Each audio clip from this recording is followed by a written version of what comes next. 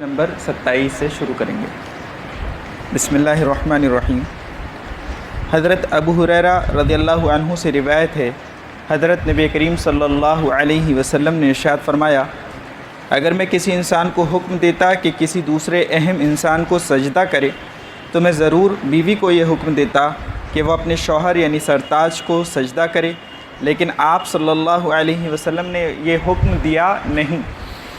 تو یہ ایک ایسی روایت ہے میرے خیال میں کہ نکاح سے متعلق کسی مرد کو اور کچھ پتہ ہو یا نہ پتہ ہو، یہ حدیث سب جانتے ہیں اپنی دھونس جمانے کے لیے۔ تو اس لیے میں نے خاص یہاں بریکٹ میں لکھا ہے کہ اللہ کے نبی صلی اللہ علیہ وسلم نے یہ حکم دیا نہیں، آپ نے فرمایا کہ اگر دیتا تو۔ البتہ اس سے یہ معلوم ہوتا ہے کہ عورت کے لیے اس کے شوہر کا بڑا مقام ہے، تو لیکن ایسا کوئی حکم ہے نہیں۔ اس لیے بالکل اصل میں دو طرح کی چیزیں پائی جاتی ہیں، ایک ہوتی ہے افراط اور ایک ہوتی ہے تفریط، یعنی یا تو حد سے بڑھ جاتے ہیں یا بالکل کچھ نہیں کرتے ہیں۔ تو یہ دونوں ہی طریقے جو ہیں، اس امت کو امت وسطا کہا، تو درمیانی یعنی نیوٹرل گیئر میں رہو آپ ہمیشہ۔ نہ تو دیکھو بیوی کی وجہ سے نہ کسی اور کا حق مارو، نہ کسی اور کی وجہ سے بیوی کا حق مارو، یہ اسلامی تعلیمات کا رخ ہے کسی کا بھی، بلکہ صرف بیوی کا معاملہ نہیں، تمام کے حقوق، اولاد کی وجہ سے کسی اور کے یا کسی اور کی وجہ سے اولاد کے حقوق مارنا، شریعت ان میں سے کسی چیز کو پسند نہیں کرتی۔ اور عام طور پر ایک بات کہی جاتی ہے کہ سب کو برابری کا حق ہو، تو برابری جسے کہتے ہیں ایکویلٹی، تو ایکویلٹی کا حکم شریعت نہیں دیتی۔ البتہ اسلام جو حکم دیتا ہے، شریعت جو حکم دیتی ہے، تو وہ انصاف کا حکم دیتی ہے۔ ایکویلٹی میں اور انصاف میں فرق ہوتا ہے۔ ایکویلٹی تو یہ ہوئی کہ جو آپ حق اپنی بیوی کو دے رہے ہیں وہی اپنی بہن کو بھی دیں، وہی اپنی ماں کو بھی دیں، تب ہوئی ایکویلٹی۔ تو یہ تو کوئی عقل مند انسان اس کو گوارا نہیں کر سکتا کہ بیوی اور ماں اور بہن کا اور بیٹی کا ایک حق کیسے ہو سکتا ہے۔ ہاں، جس کا جو حق ہے، شریعت نے جو حق رکھا ہے، حق صرف وہ ہوتا ہے جو اللہ اور اس کے رسول طے کر دیں۔ اس کے علاوہ جیسے معاشرے میں عام ہے کہ یہ فلاں کا حق ہے، یہ فلاں کا حق ہے، تو یہ کوئی حق ہوتا نہیں ہے۔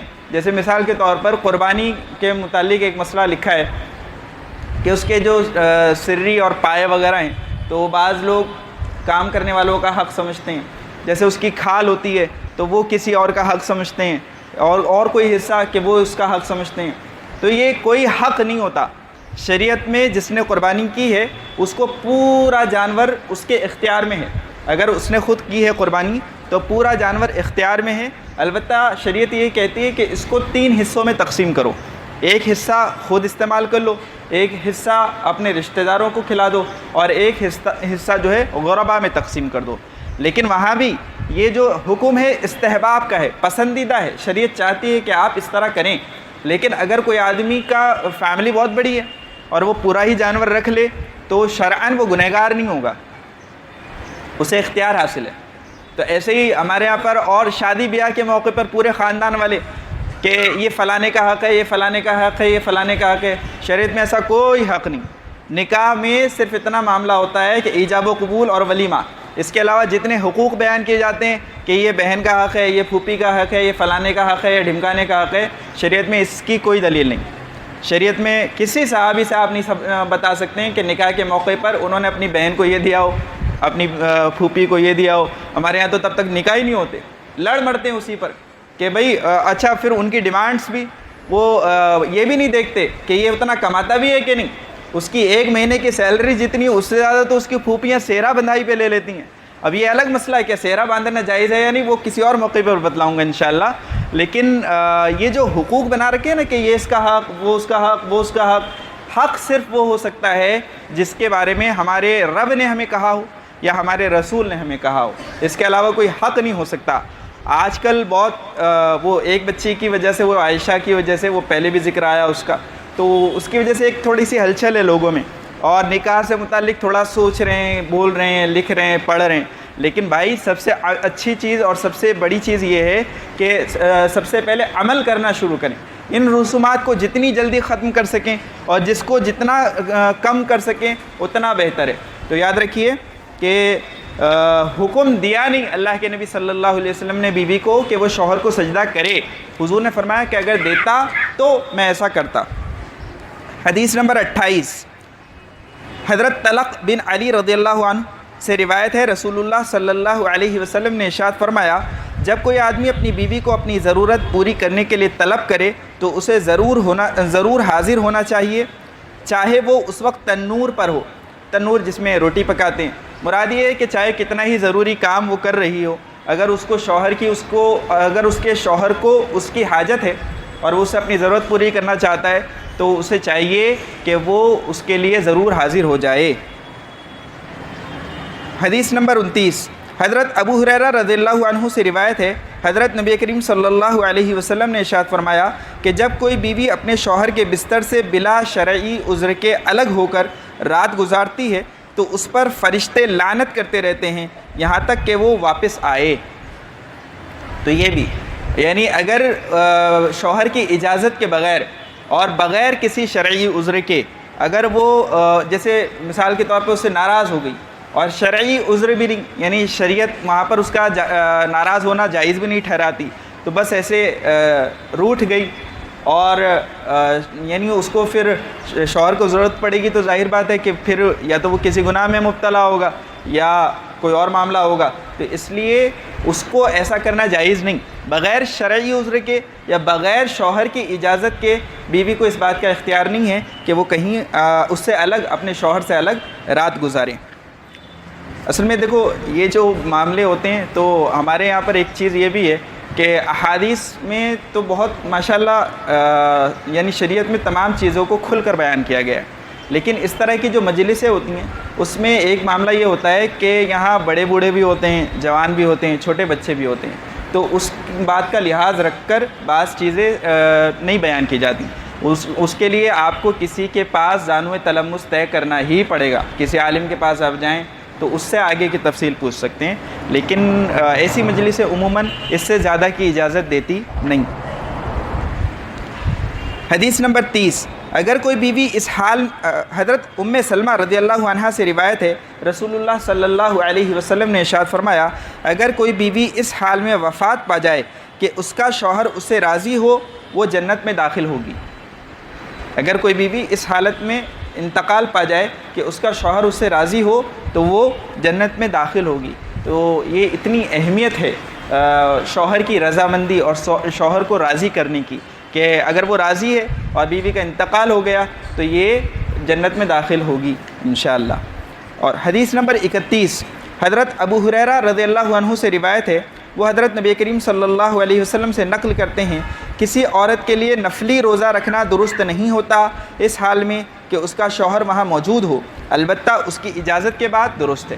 میں نے ابھی کہا ایک حدیث جو پہلے گزری کہ جب شوہر کو اس کی ضرورت محسوس ہوگی تو وہ آئے، تو اب ظاہر بات ہے اگر روزے دار ہوگی تو کیسے آئے گی، تو اس لیے نفلی روزہ اگر شوہر موجود ہے تو اس وقت اس کے لیے جائز نہیں بغیر اس کی اجازت کے، پہلے اس سے پوچھ لے، اگر وہ اجازت دے دے اب رکھ سکتی ہے۔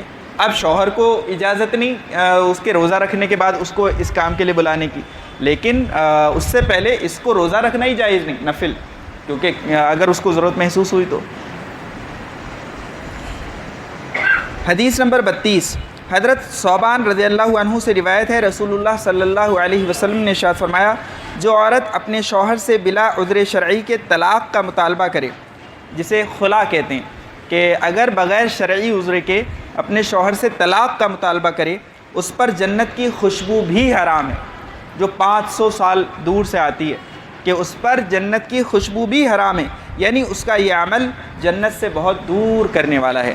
اس لیے کہ طلاق اور خلا یا مفارقت کو ایک بار جس سے نکاح کا رشتہ قائم ہو گیا، شریعت یہ پسند نہیں کرتی کہ بغیر کسی سخت شدید شرعی عذر کے اس سے الگ ہو جائے، یعنی جب بالکل جان پر بنائے، جب اس کے علاوہ کوئی چارہ کار ہی نہ ہو، یہ اس آخری درجے کی بات ہے جسے ہم طلاق کہتے ہیں یا خلا کہتے ہیں، اس سے پہلے اجازت نہیں۔ تو اگر بغیر کسی شرعی عذر کے کسی کے چڑھاوے میں آ کر، کسی کی کہہ کر یا سن کر اس وجہ سے کوئی عورت اپنے شوہر سے خلا کا یا طلاق کا مطالبہ کرتی ہے تو اللہ کے نبی صلی اللہ علیہ وسلم کا ارشاد ہے کہ اس پر جنت تو دور کی بات ہے، جنت کی خوشبو بھی حرام ہے۔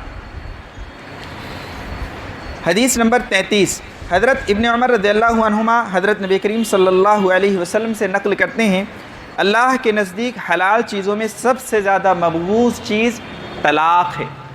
یعنی جتنی حلال چیزیں رکھا ہے حلال، یعنی ایسے موقع کے لیے کہ جب اس کے علاوہ کوئی چارہ کار نہ ہو، لیکن عام حالات میں کہ اللہ تعالیٰ اس کو ہرگز پسند نہیں کرتے. جتنی حلال چیزیں ہیں اس میں سب سے زیادہ ناپسند اللہ تعالیٰ کرتے ہیں طلاق کو. اب یہاں کئی حدیثیں آپ نے سن لی شوہر کے حقوق کے معاملے میں، اب ذرا بیوی کے حقوق کے بارے میں بھی سنیں جو عام کوتاہی ایک ہوتی ہے لوگوں سے. حضرت عبداللہ بن زمعہ سے روایت ہے، حضرت نبی کریم صلی اللہ علیہ وسلم نے ارشاد فرمایا، تم میں سے کوئی شخص اپنی بیوی کو غلام یا نوکر کی طرح نہ مارے. افسوس ہے اس شخص پر کہ ایک وقت میں تو وہ اپنی بیوی کو اس طرح مارے اور دوسرے وقت میں اس سے صحبت کرے. یہ بخاری و مسلم کی روایت ہے، یعنی بالکل صحیح درجے کی روایت. حضرت نبی کریم صلی اللہ علیہ وسلم نے غضبناک ہو کر فرمایا کہ ایک وقت میں تم اس سے اپنی ضرورت پوری کرتے ہو اور دوسرے وقت میں اس کو ایسے مارتے ہو، تو کہ اس بات کا حق تمہیں نہیں ہے. عموماً یعنی میں نے کہا کہ وہ باقی حدیثیں اپنے حق والی یاد رکھتے ہیں کہ تیرے لیے تو سب کچھ میں ہی ہوں، سرتاج ہوں تیرا، اور کہ اگر حضور حکم دیتے تو مجھے سجدہ کرنے کا حکم دیتے، اور یہ والی حدیث بھول جاتے ہیں کہ جب ایک وقت میں تم نے اس سے ضرورت پوری کی ہے تو دوسرے وقت میں اسے مارو مت، کہ تمہیں شرم نہیں آتی کہ تم اس سے اپنی ضرورت بھی پوری کرتے ہو اور نوکروں کی طرح اسے مارتے بھی ہو. تو اس سے بہت بچنا چاہیے. اور یہ والی حدیث جو ہے حدیث نمبر 35، اس کو ذرا غور سے سنیں. حضرت ابو ہریرہ رضی اللہ عنہ سے روایت ہے، رسول اللہ صلی اللہ علیہ وسلم نے ارشاد فرمایا، کوئی مومن مرد کسی مومن عورت کو دشمن نہ رکھے، یعنی اپنی بیوی کو، اس لیے کہ اگر اس میں کوئی عادت ناپسندیدہ ہے تو کوئی عادت پسندیدہ بھی ہوگی. حضرت نبی کریم صلی اللہ علیہ وسلم فرما رہے ہیں کہ جب نکاح ہو گیا، اب جن بھی حالات میں ہوا ہو، ایک بار نکاح ہو گیا، اب اس کی بعض چیزیں آپ کو بری لگ رہی ہیں، اب اس کو آپ کھچڑی پکا رہے ہیں، تو اس طرح پھر آگے لڑائی بھیڑائی ہوتی ہے، پھر آگے طلاق تک کی نوبت آتی ہے. تو اللہ کے نبی صلی اللہ علیہ وسلم نے انسان کی سائیکلوجی کے اوپر اس کو سمجھتے ہوئے ایک علاج بتلایا کہ جب تمہارے ساتھ ایسا ہو رہا ہو تو پھر یہ دیکھو کہ کچھ چیز اگر ناپسند ہے تو کچھ چیز پسند بھی تو ہوگی، کوئی بات تو ہوگی، کہ اس کو خیال میں رکھو. اگر اس کی اچھی چیز کو آپ خیال میں رکھو گے تو انشاءاللہ جو ایک ایسی چیز ہے جو پسند نہیں ہے، تو اس کی وجہ سے جو آپ کے تیور بدل رہے تھے یا آپ اس سے الگ ہونا چاہ رہے تھے یا آپ اس پر غصے ہو رہے تھے، تو انشاءاللہ وہ چیز ختم ہو جائے گی. اور ہر انسان کے اندر ایسا ہوتا ہے کہ کچھ برائیاں ہوتی ہیں تو کچھ اچھائیاں بھی ضرور ہوتی ہیں. اگر وہ کھانا اچھا نہیں پکا سکتی تو ضروری بات ہے کہ کچھ تو اچھا کرتی ہوگی، کوئی بات تو ہوگی اس میں ایسی، تو اچھائیاں تلاش کرو. یہ ویسے تو حکم عام انسانوں کے لیے بھی ہے، اور خاص طور پر بیوی کے بارے میں بھی، کہ انسان کو چاہیے کہ جب کسی سے معاملہ ہو جائے تو اس میں اگر کوئی بری چیز خیال آئے نا تو فوراً یہ سوچ لے کہ یہ فرشتہ نہیں ہے، انسان ہے. اور انسانوں کے بارے میں کہا جاتا ہے کہ وہ خطاؤں کا پتلا ہوتا ہے. انسان ہے تو خطا تو ہونی ہے. ہم کون سے پرفیکٹ ہیں؟ کون انسان دعویٰ کر سکتا ہے کہ میرے اندر کوئی عیب نہیں، میرے اندر کوئی کمی نہیں؟ کتنی کوتاہیاں ہم سے بھی ہوتی ہیں. تو جب ہم سے ہوتی ہیں تو اسی طرح اس سے بھی ہوتی ہے. تو اور کسی انسان کو اس لیے معاف کر دیا کریں کہ میں اس لیے اس کو معاف کر رہا ہوں کہ اللہ تعالیٰ مجھے معاف کر دے. اس لیے کہ حدیث میں آتا ہے کہ جو انسان کسی انسان کے عیب کو چھپاتا ہے، اللہ تعالیٰ قیامت میں اس کے عیب چھپائے گا. جو آدمی اس دنیا میں کسی انسان کے گناہوں کو، اس کی غلطیوں کو، اس کی کوتاہیوں کو معاف کرتا ہے، اللہ تعالیٰ اس کی کوتاہیوں کو معاف کر دے گا. تو بس اتنا معاف کر دیا کریں جتنا آپ اللہ سے معاف کروانا چاہتے ہیں. کتنا؟ بس اتنا معاف کر دیا کریں کہ جتنا آپ اللہ سے معاف کروانا چاہتے ہیں. اور ہم اللہ سے کتنا معاف کروانا چاہتے ہیں کہ اللہ ہم تو سراپا خطا کار ہیں، آپ ہماری تمام ہی کوتاہیوں کو معاف کر دیجیے. کہ آپ تو سب دیکھ رہے ہیں، آپ چاہیں تو ہمارے ہاتھوں کو شل کر دیں، آپ چاہیں تو ہم زمین میں دھسا دیں، آپ چاہیں تو آسمان ہم پر گر پڑے، آپ تو سب دیکھتے ہیں لیکن آپ پھر بھی معاف کر دیتے ہیں. تو اگر میں نے اس کا کچھ غلط دیکھ ہی لیا، جو چیز مجھے پسند نہیں ہے، تو میں بھی اس کو معاف کر دوں تاکہ اللہ مجھے معاف کر دے. یہ معافی کا جو معاملہ ہے یہ اللہ کو بڑا پسند ہے. اور جب آپ اس سے انتقام لے سکتے ہیں، کسی انسان سے انتقام بھی لے سکتے ہیں، بدلہ بھی لے سکتے ہیں. معاف کرنا اس وقت ہوتا ہے ایک تو یہ ہوتا ہے کہ آدمی بدلہ ہی نہیں لے سکتا، کمزور ہے، تو اصل معافی وہ نہیں ہوتی، وہ تو صبر ہوتا ہے. صبر کر لیا کہ جیسے آج کل لوگ کہتے ہیں کہ ہر کتے کا دن آتا ہے، وہ خود ہی کہتے ہیں کہ ہم بھی کتے ہی ہیں. جیسے ایک جملہ کہتے ہیں کہ کیا کہتے ہیں وہ کہ بردرس فرام اندر مدرس. تو یہ کتنے بڑی الزام لگاتے ہیں آپ اپنی ماں پر. کیا مطلب ہوا اس کا کہ بھائی بھائی الگ الگ ماؤں سے، یعنی باپ سب کا ایک ہے. نعوذ باللہ. آپ کیا تقلید کرتے ہیں لوگوں کی، کیا سن کے کیا کر رہے ہیں آپ، احساس ہی نہیں ہوتا. اور اس کو محبت کی علامت سمجھتے ہیں کہ سب بھائی ہیں الگ الگ ماؤں سے. کیا مطلب ہوا؟ باپ سب کا ایک ہے. استغفر اللہ. تو اس لیے کیا کہتے ہیں سوچ لیا کریں، یہ لوگوں کی نقالی نہ کیا کریں. تو حضرت نبی کریم صلی اللہ علیہ وسلم نے فرمایا کوئی مومن مرد کسی مومن عورت کو دشمن نہ رکھے، اس لیے کہ اگر اس میں کوئی عادت ناپسندیدہ ہے تو کوئی عادت پسندیدہ بھی ہوگی. حدیث نمبر 36. اس سے پہلے یہ بات سن لیں کہ بعض شوہر اپنی بیویوں کو گالیاں بکا کرتے ہیں، جبکہ گالی گلوچ کے متعلق عام، یعنی صرف بیوی کے بارے میں نہیں، عام مسلمانوں کے بارے میں بھی اللہ کے نبی صلی اللہ علیہ وسلم کا ارشاد ہے کہ کسی بھی مسلمان کو گالی دینا فسق ہے اور اسے قتل کر ڈالنا کفر ہے. مسلم شریف کی روایت ہے، بخاری میں بھی ہے کہ کسی مومن کو، کسی انسان کو، کسی مسلمان کو اگر آپ گالی دیتے ہیں تو اس کو گالی دینا کیا ہے؟ فسق ہے. فسق یعنی کھلم کھلا گناہ، ایسا گناہ کہ جو کرنے والے کی گواہی شریعت قبول نہیں کرتی، اسے کہتے ہیں فاسق. تو جو کھلم کھلا گالیاں بکتا ہے وہ شریعت میں گواہی دینے کے قابل نہیں. یہ عام مسلمان کے لیے. اور جو آپ کی بیوی ہے تو اس کا تو اور حق بنتا ہے. یعنی دیکھیے، ایک تو حق یہ ہوتا ہے کہ آپ کا، ایک تو حق یہ ہے کہ وہ انسان ہے، ایک حق یہ ہے کہ وہ مسلمان ہے، ایک حق یہ ہے کہ وہ آپ کی بیوی ہے. تو کئی حق ہو گئے، اور پھر ہم اسے گالیاں بکتے ہیں اور یہ بھی نہیں سوچتے کہ وہ چھوٹے بچے بھی سن رہے ہوتے ہیں. اور اب تو حال یہ ہو گیا کہ اب یہ حدیث میں تو یہ ہے کہ بیوی کو گالیاں نہ بکے، یا مرد عام طور پر کہا جاتا ہے کہ مرد گالیاں بکتے ہیں. ہم تو اب یہاں آس پاس اپنے دیکھ رہے ہیں کہ مردوں سے زیادہ عورتیں گالیاں بکتی ہیں، اور ایسی ایسی گالیاں بکتی ہیں کہ مرد شرما جائے. اللہ تعالیٰ ہمیں اپنے حفظ و امان میں رکھے. ایسی ایسی گالیاں بکتی ہیں کہ مرد سن کے شرما جائے. باہر سڑک پر آ کر، گلی میں آ کر، اور یعنی اللہ تعالیٰ نے مسلمان عورت کے لیے کیسا پیارا معاملہ رکھا ہے کہ اس کی آواز بھی چھپی رہے، غیر محرم اس کو بھی نہ سن سکے. یہاں باقاعدہ یعنی وہ باہر آ کر نہ اس کا سر چھپا ہوا ہے، نہ اس کا بدن چھپا ہوا ہے، اور تیز تیز وہ گالیوں سے اور پوری بلڈنگ اور پوری سوسائٹی کو وہ سناتی ہے. اور کمال یہ ہے کہ ان کے شوہر ان کو کچھ کہتے بھی نہیں، وہ بھی اس کے ساتھ ہو جاتے ہیں. اور یہی اثر پھر ان بچوں میں آتا ہے جو ان کے یہاں پرورش پا رہے ہیں، وہ بھی کل جا کر یہی کریں گے. تو اس لیے ان چیزوں کو ختم کیجیے. بہت خطرناک چیز ہے. ایک حدیث میں آتا ہے کہ وہ قوم اللہ کی نظر سے گر جاتی ہے جو گالیاں عام کر لیتی ہے. آج آپ سوچیں ہمارے یہاں کیا ہو رہا ہے، ہم کیوں اتنے پریشان ہیں؟ اللہ کی نظر سے گر چکے ہیں کیونکہ گالیاں عام ہو چکی ہیں. اسرائیل جو ہوتے ہیں نا، یہودی اسرائیلی لوگ، تو ان کے یہاں پر ایک دفعہ میں نے پڑھا کہ ان کے یہاں پر جب کوئی بچہ پیدا ہوتا ہے تو ان کے یہاں پر ہر ایک بچے کے ساتھ یہ لازم قرار دیا جاتا ہے کہ وہ کوئی چیز انوینٹ کرے گا، کوئی نیا انوینشن ضرور کرے گا. وہ اس کو شروع سے یہ بات سکھائی جاتی ہے. میں کہتا ہوں کہ ہمارے یہاں پر بس ایک انوینشن ہوتا ہے کہ ہر ایک نیا بچہ کو ایک نئی طرح کی گالی بناتا ہے. ہمارے بچے اور کچھ نہیں کر پاتے. ہاں، گالی بہت اچھی دیتے ہیں. اللہ تعالیٰ ہمیں معاف فرمائے. ایک دن میں یہاں سے گھر جا رہا تھا تو راستے میں 10-12 سال کے لڑکے دو آپس میں لڑنے لگے. میرا عام طور پر مزاج نہیں کہ کسی کے بیچ میں ٹانگ اڑانے کی. بچے تھے، اب وہ یعنی ایک دوسرے کو مار رہے تھے اپنے اپنے طور پر. تو میں نے بیچ میں پڑھ کے ان کو ہٹایا تو وہ ہٹ تو گیا، اور اس نے ایک نے وہ دوسرے کو اس قدر گندی گالی دی کہ میں رک نہیں سکا وہاں ایک سیکنڈ بھی. یہ حالت ہے. اور احساس نہیں، سن رہے ہیں، مزے لے رہے ہیں، چار کھڑے، کوئی کہنے کو تیار نہیں. اور اگر کہہ دے کہ تو نے میرے بیٹے کو کہا کیسے، یہ مسئلہ ہو گیا، تو نے کہا کیسے میرے بیٹے کو.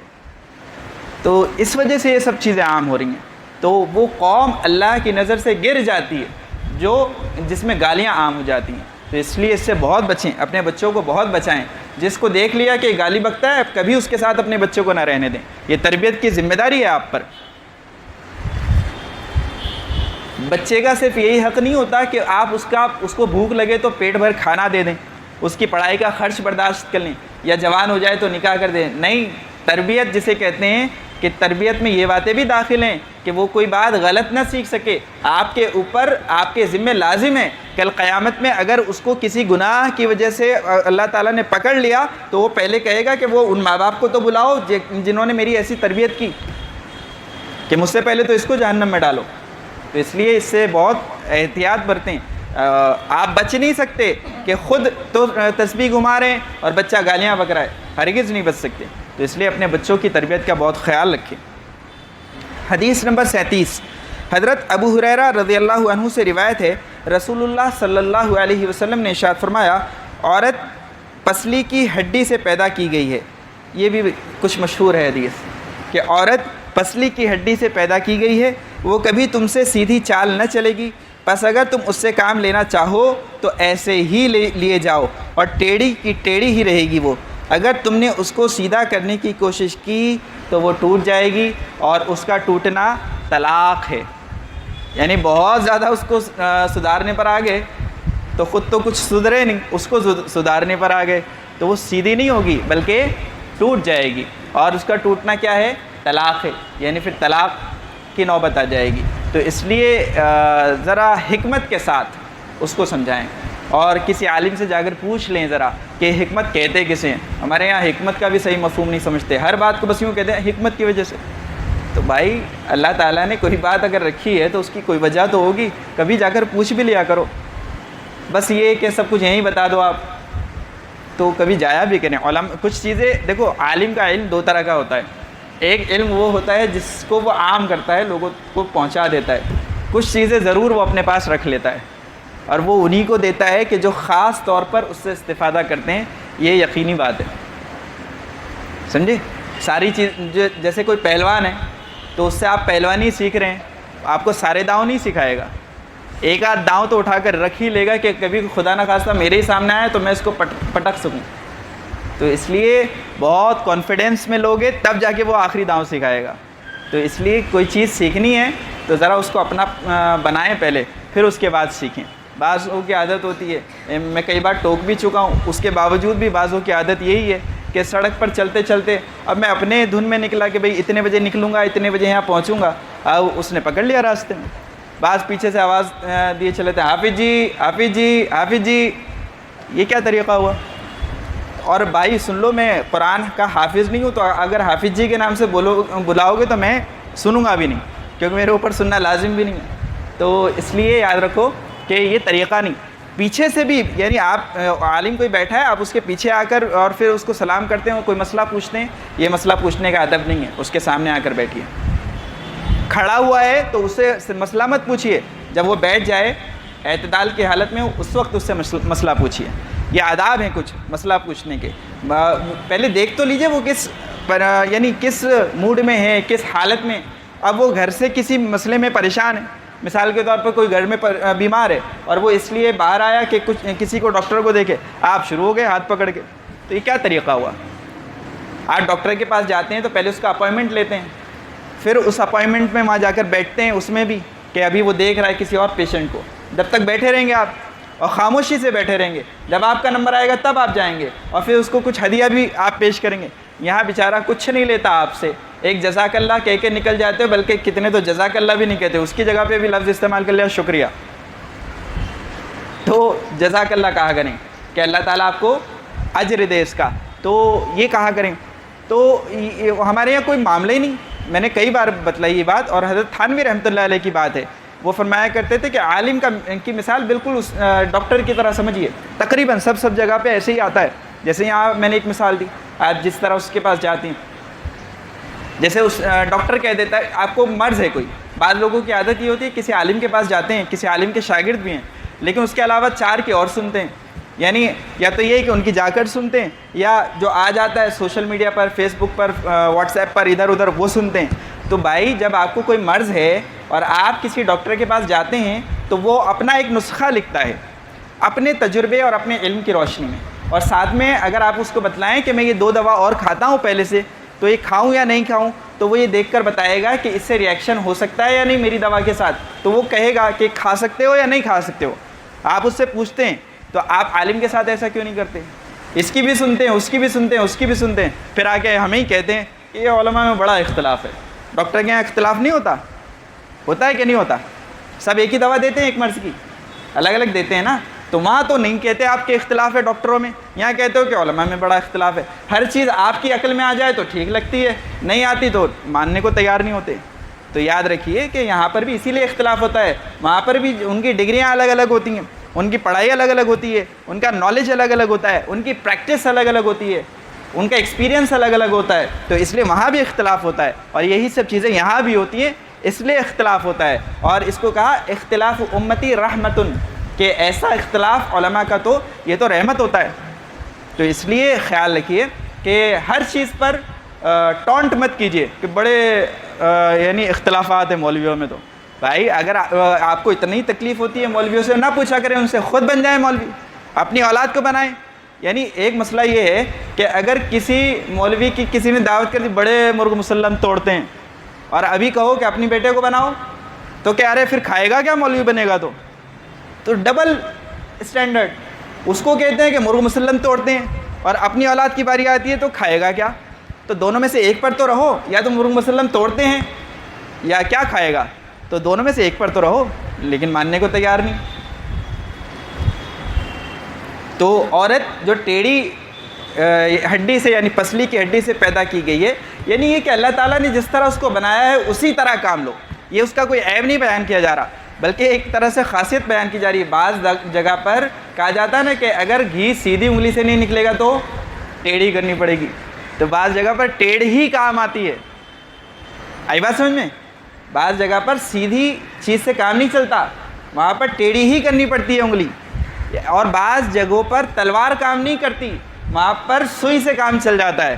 تو اس لیے سب کا اپنا اپنا مقام ہے، عورت اور مرد کا اللہ تعالیٰ نے شوہر اور بیوی کا ان کا اپنا اپنا کام رکھا، اپنا اپنا مقام رکھا، یہاں اس کی تنقیص مطلوب نہیں ہے، بلکہ یہی بتانا مقصود ہے کہ وہ جس طرح ہے آپ اسی طرح اس کو سنبھال کر کام لیجئے، اس کے اوپر بہت زیادہ فورسفلی اور پریشر ڈال کر کام مت لیجئے۔ اور ویسے عورتوں کی یہ خاصیت ہوتی ہے، جن کے تجربے ہیں 20-20 30-30 سال کے، وہ جانتے ہیں کہ اگر کسی چیز پر بہت اڑ گئی نا وہ، تو پھر نانی یاد آ جائے گی، وہ بدلنے والی نہیں ہے، آپ کو ہی بدلنا پڑے گا۔ تو اسی کو کہا کہ بھائی اس سے ویسے ہی کام لو، ورنہ تو ایک بار ٹوٹ گئی تو پھر تو طلاق ہی پڑے گی۔ خیر، حدیث نمبر 38، رسول اللہ صلی اللہ علیہ وسلم میاں بیوی کو پیار اور محبت کی تعلیم دیتے ہوئے ارشاد فرماتے ہیں کہ بے شک تم جو کچھ اللہ کی رضامندی کے لیے خرچ کرو گے اس کا ثواب تمہیں ملے گا، یہاں تک کہ کھانے کا وہ لقمہ جو کوئی شوہر اپنی بیوی کے منہ میں رکھے اس پر بھی ثواب ملے گا۔ اب یہاں جتنے بیٹھے ہیں اور جتنے شادی شدہ ہیں، لاک ڈاؤن تھا، گھر میں پڑے ہوئے تھے، ذرا ہاتھ کھڑے کر کے بتاؤ کس کس نے اپنی بیوی کے منہ میں لقمہ رکھا محبت کے ساتھ؟ یہ حال ہے، ماشاءاللہ۔ چلو ایک تو مرد مجاہد نکلا، یہ طریقہ ہے۔ حضرت نبی کریم صلی اللہ علیہ وسلم کی بخاری کی حدیث ہے کہ اپنی بیوی کے، یاد رکھنا میں ہمیشہ کہتا ہوں اپنی بیوی کے، تو اپنی بیوی کے منہ میں اگر محبت کے ساتھ ایک لقمہ رکھو گے تو اس پر بھی آپ کو ثواب ملے گا۔ البتہ یہ ہے کہ بس وہ لقمے ہی مت رکھتے رہنا، کچھ اور بھی کر لینا۔ اس لیے کہا جاتا ہے کہ حدیث تو نہیں ہے، البتہ ایک قول ہے کہ ضاع العلم بین افخاذ النساء، کہ علم ضائع ہو گیا عورتوں کی رانوں کے درمیان۔ تو اس کا مطلب یہ ہے کہ بس اسی چیز میں نہ لگے رہیں، اور بھی کام ہوتے ہیں زندگی کے، تو وہ کام بھی کیا کریں، کبھی کبھی یہ بھی کر لیا کریں، یہ سوچ کر کہ اللہ کے نبی صلی اللہ علیہ وسلم نے اس کی فضیلت بیان کی ہے تو کبھی کبھی کرنا چاہیے۔ البتہ یہ بھی ہونا چاہیے کہ اگر بڑے موجود ہوں تو ان کا بھی تھوڑا سا لحاظ کر لینا چاہیے۔ اب یہ یورپین کلچر بالکل آ گیا کہ انہی کے سامنے سب کچھ ہو رہے ہیں، تو یہ بھی اسلامی اور اچھا طریقہ نہیں ہے۔ حدیث نمبر 39، حضرت ابن مسعود رضی اللہ عنہ سے روایت ہے، حضرت نبی کریم صلی اللہ علیہ وسلم نے ارشاد فرمایا، جب کوئی آدمی اپنے اہل و عیال پر ثواب کی نیت سے خرچ کرتا ہے تو اسے صدقے کا ثواب ملتا ہے۔ ایک تو وہ صدقہ ہوتا ہے کہ آپ غربا کو دیتے ہیں، یہ الگ، کہ جو بھی آپ خرچ کر رہے ہیں اپنی فیملی پر تو اس پر صدقے کا ثواب ملتا ہے، یعنی وہ بھی ثواب سے خالی نہیں ہے۔ اور اس کے باوجود میں آپ کو بتلاؤں کہ مفتیوں کے پاس اور قاضیوں کے پاس جتنے کمپلینٹس آتی ہیں نا عورتوں کی، اس میں سے بہت ساری تو وہ ہوتی ہیں، وہ یہ کہتی ہیں کہ ہمارا شوہر ہمیں خرچ ہی نہیں دیتا، یا جتنی ضرورت ہے اتنا نہیں دیتا۔ تو یہ کل قیامت میں بڑی پکڑ ہوگی اس پر، اس لیے کہ وہاں تو حضور صلی اللہ علیہ وسلم فرما رہے ہیں کہ صدقے کا ثواب ملے گا خرچ پر، اور ہم اسے ضرورت کا خرچ بھی نہیں دیتے۔ تو اس لیے اس کا خیال رکھیں۔ ایک صحابیہ آئیں اور انہوں نے حضور صلی اللہ علیہ وسلم سے ارشاد فرمایا، اب یہ کلپ اگر آپ کی بیوی نے سن لی تو آپ ذمہ دار ہوں گے، مجھے نہیں پتہ، لیکن یہ موجود ہے حدیث میں، اس لیے سنا رہا ہوں۔ ایک صحابیہ آئی حضرت نبی کریم صلی اللہ علیہ وسلم کے پاس اور کہا کہ میرا شوہر مجھے خرچ نہیں دیتا، تو کیا میں اس کے مال میں سے لے سکتی ہوں؟ تو حضور نے فرمایا جتنا عرف کے اعتبار سے بنتا ہے اتنا لے سکتی ہو، تو اگر وہ لے لیں تو اس میں کوئی مواخذہ نہیں کر سکتے آپ۔ حضور صلی اللہ علیہ وسلم نے اجازت دی ہوئی ہے، تو پہلے ہی آپ دے دیں، اگر آپ دیں گے تو آپ کو صدقے کا ثواب ملے گا، وہ لے گی تو الگ معاملہ ہو جائے گا، تو اس لیے خود ہی دے دیا کریں۔ حدیث نمبر 40، حضرت جابر رضی اللہ عنہ سے روایت ہے، حضرت نبی کریم صلی اللہ علیہ وسلم نے ارشاد فرمایا، وہ چیز جو قیامت میں بندے کے میزان عمل، یعنی جو ترازو ہوتا ہے جس میں اعمال تلیں گے، تو اس میں سب سے پہلے رکھی جائے گی، وہ ان کے اہل و عیال پر کیا ہوا خرچ ہے۔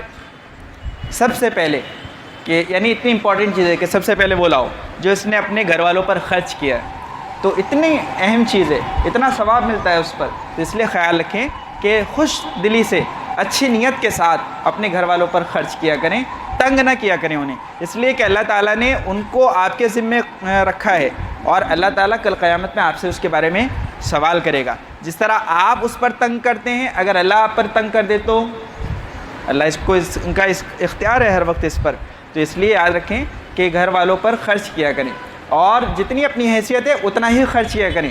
آمدنی اٹھنی اور خرچہ روپیہ بھی مت کیجیے، اس میں بھی آدمی تباہ ہو جاتا ہے کہ کسی چیز کو نہ ہی نہیں کہتا، کہ مولانا نے کہا کہ خرچ کیا کریں، تو بھائی اپنی حیثیت کے مطابق خرچ کیا کریں۔